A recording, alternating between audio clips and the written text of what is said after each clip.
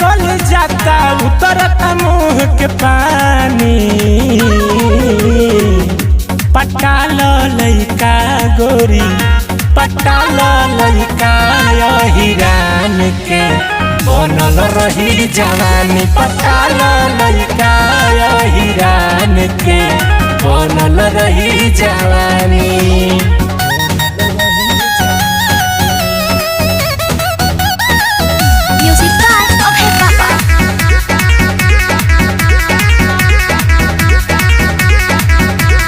मानिल बतिया तोहर सुरतिया हरदम रही फिनिशिंग हो।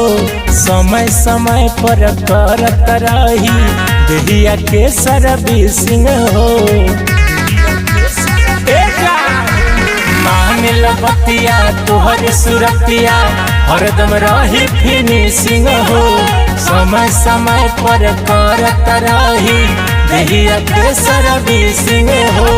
चमकत रही चान बदनिया सनी लियन के खानी। पटाल लइका गोरी पटाल लइका हिरान के बनल रही जवानी। पटाल लइका हिरान के बनल रही जवानी।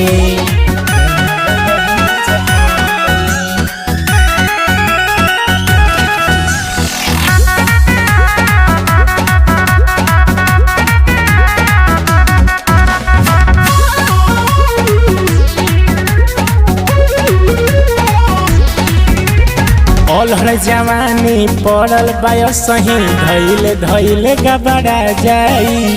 कहिए से पीछा पड़ल बाय भैया कह न मोहर मारा जाई।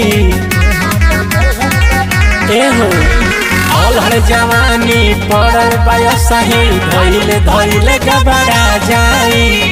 कहिए से पीछा पड़ल बाय भैया कह न मोहर मारा जाई। भीमलाल संग काटे लगबू काल्हे से गोरी हो जानी। पटाल लइका गोरी पटाल लइका हिरान के बनल रही जवानी। पटाल लइका हिरान के बनल रही जवानी।